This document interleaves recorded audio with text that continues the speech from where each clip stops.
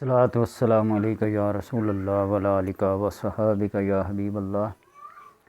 بسم اللہ الرحمن الرحیم۔ اللہ تبارک و تعالی کے فرمان میں، اس کے قول میں، اس کی کتاب میں جب وہ کسی چیز کی قسم کھاتا ہے تو اس بات کی تاکید اور پختگی مسلم حقیقت ہوتی ہے۔ اللہ کا کلام ویسیح من نستغفر من اللہ حدیثا نستغفر من اللہ قیلا، اس کے قول سے سچا کس کا قول ہو سکتا ہے، اس کے قول سے سچی کس کی بات ہو سکتی ہے۔ لیکن جب وہ اپنی بات میں قسم کھاتا ہے تو پھر اس بات کا اندازہ خود لگا لیں۔ اور اسی طرح نبی اکرم صلی اللہ علیہ وسلم جب کلام فرماتے ہوئے یہ ارشاد فرمائیں،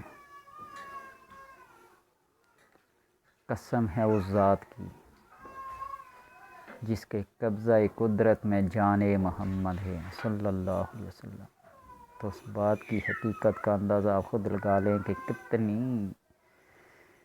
سپر اور سب سے اعلیٰ، سب سے عمدہ بات ہوگی، جس کا اندازہ لگانا بہت مشکل ہے۔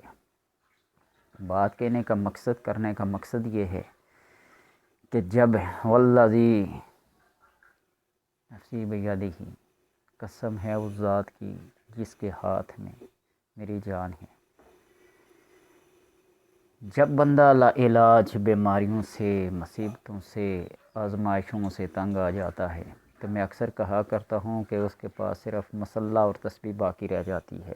مصلی اور تسبیح، اس تسبیح کے اندر اس مصلی کے اوپر بیٹھ کر، کھڑے ہو کر، سجدہ ٹیک کر جو بات منوائی جا سکتی ہے، جو بات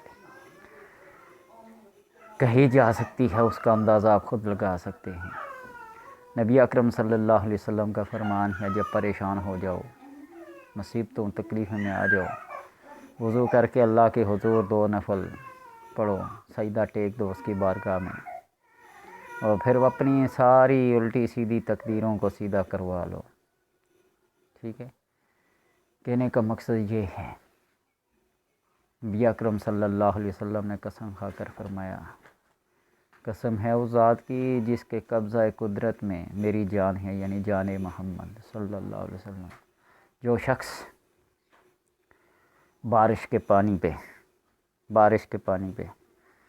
7 مرتبہ سورہ فاتحہ، سورہ اخلاص، سورہ الناس، سورہ فلق، چوتھا کلمہ، درود پاک، درود ابراہیم 70 مرتبہ پڑھے گا، آیت الکرسی بھی، یہ جو مقدس کلامیں ہیں، درود پاک، سورہ فاتحہ، آیت الکرسی، چوتھا کلمہ، 4 کل، بارش کے پانی پہ پڑے گا، اس کے جسم کے کسی بھی حصے میں کوئی بھی بیماری ہو،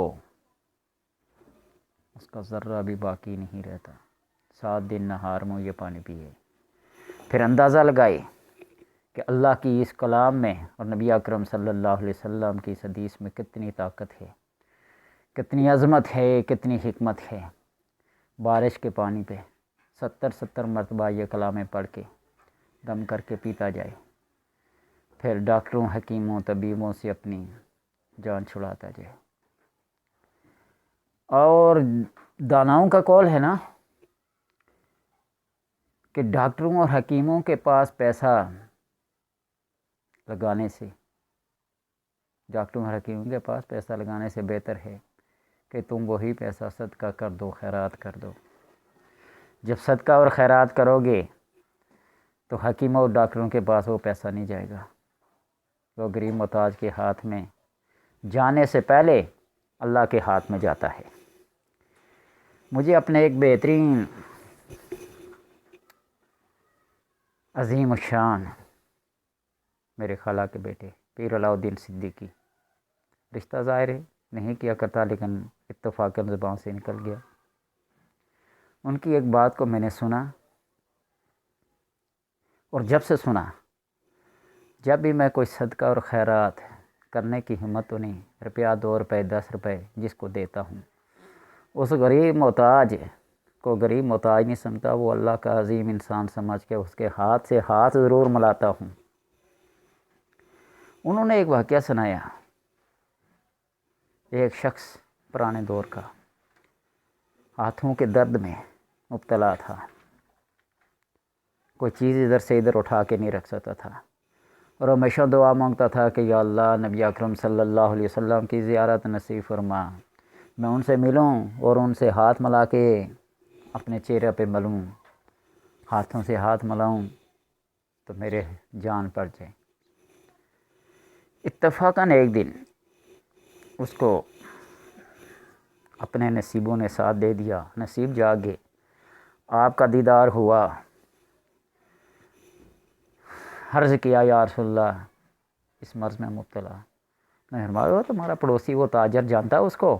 نام لیا. ہاں ہاں یا رسول اللہ. جاؤ اس سے پاس جاؤ. آنکھ کھلی, دوڑ پڑا. وہ ادھر جا رہا تھا یہ ادھر جا رہا تھا, دیکھتے رہے دوسرے کو, مسکرائے. جو ہاتھوں سے ہاتھ ملایا, ہاتھ ملا کے چہرے پہ پھیرا, وہ سارے درد, سارے تکالیف, الجھنیں ختم. حیران اور پریشان یہ ماجرا کیا ہے. مختصر بات کر کے یہ بتا رہا ہوں کہ انہوں نے اس کا نتیجہ یہ نکالا کہ بظاہر تو یہ تاجر ہے, کتنا ادھر ادھر گبن کرتا ہوگا, بلیک میلنگ کرتا ہوگا, ذخیرہ اندازی کرتا ہوگا, یہ کرتا ہوگا, لوگوں کے ذہن میں آج کل جو باتیں ہیں. لیکن وہ تاجر غریبوں, محتاجوں, مسکینوں, بیواؤں کا خیال رکھنے والا, رات کے اندھیرے میں جا کے ان کی ہر ضرورت کو پورا کرنے والا, اس کو کیا خبر تھی کہ یہ دن کو تجارت کرتا ہے اور رات کو اللہ کے ساتھ تجارت کرتا ہے. فرمایا کہ وہ دن کو تجارت کرتا ہے لوگوں کے ساتھ اور رات کو تجارت کرتا ہے رب کے ساتھ. اور جب یہ کسی غریب مسکین کو صدقہ, خیرات, ہدیہ, تحفہ دیتا ہے تو پتہ ہے اس حقدار کو دینے سے پہلے یہ اللہ کے ہاتھ میں جاتا ہے, اللہ کے ہاتھ میں صدقہ اور خیرات جاتا ہے, اور اللہ کے ہاتھ سے ہوتا ہوا اس غریب مسکین کو جاتا ہے. سمجھے؟ تو دن میں 10 سے 15 مرتبہ جو بندہ صدقہ کرتا ہے تو اس کا ہاتھ اللہ کے ہاتھ سے لگے گا, تو کیا اس کا ہاتھ میں کوئی تاثیر نہیں آئے گی؟ اس ہاتھ میں مقناطیسیت پیدا ہو جاتی ہے, وہ ہاتھ اکثیر بن جاتا ہے, کبریت اکبر بن جاتا ہے. تجربہ کر کے دیکھ لیں. لا علاجو, محتاجو, فقیرو, دوسروں کو فقیر اور محتاج سمجھنے والوں, اپنے آپ کو اللہ کی رحمت اور کرم کا محتاج سمجھو.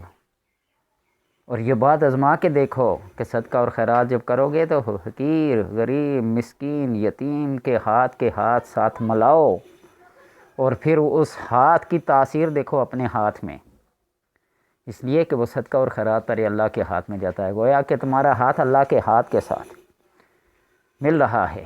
اللہ کا ہاتھ کوئی جسم نہیں ہے, وہ قدرت کا نام ہے, اس تاثیر کا نام ہے, اس قوت کا نام ہے. تو جب تم ملاؤ اور پھر کسی کو اپنا ہاتھ دو, آزمائش کر کے دیکھو کہ جب تک اگلا بندہ تمہارے ہاتھ کو چھوڑے گا نہیں, تم خود چھوڑا نہیں سکتے اس کے ہاتھ سے ہاتھ. وہ تاثیر, وہ قوت محسوس کرتا ہے, وہ سکون محسوس کرتا ہے. تو یوں داتا صاحب نے بھی لکھا ہے, یہ جو غریب مساکین ہیں ان کو صدقہ اور خیرات دو لینے سے انکار کریں تو گنہگار ہوں گے. کیوں گنہگار ہوں گے؟ اس لیے کہ اللہ نے ان کو اس کا مصرف بنایا ہے. وہ لینے سے انکار کریں گے تو اللہ کے قول کا کیا کریں گے؟ انکار کریں گے, نافرمانی کریں گے. اللہ نے ایک سسٹم رکھا ہوا ہے. تو گویا کہ اللہ جب اپنے کلام میں لا اقسم بیوم القیامہ, لا اقسم بہذا البلد, اسی طرح والذی نفسی بیدہ, نبی صلی اللہ علیہ وسلم فرمائیں, قسم کھا کر کسی بات کو فرمائیں تو اس بات کی عظمت کا اندازہ لگاؤ کہ اس میں کتنی تاثیر ہوگی. کتنی حقیقت ہوگی. اب آزما کے دیکھیے. بارش کے پانی پر یہ کلامیں 70 مرتبہ پڑھ کے خود کو، مریضوں کو، مسکینوں کو اور لا علاج قسم کے امراض میں پلا کے دیکھو. اگر شفا نہ ہوئی تو پھر کہنا. اور لوگوں کو خدا کے کلام پہ اتنا امام مقاتل نے فرمایا کہ یہ الفاظ بندہ پڑھ کے 3 دن تک دعا کرے نہ پوری ہو تو وہ میری قبر پہ آ کے لات مارے، لعنت بھیجے، قیامت کے دن اس کا ہاتھ میرا گریباں. لوگوں کو اتنا کلام ہے تو آزمائیے گا، دیکھیے گا. اللہ توفیق دے عمل کی.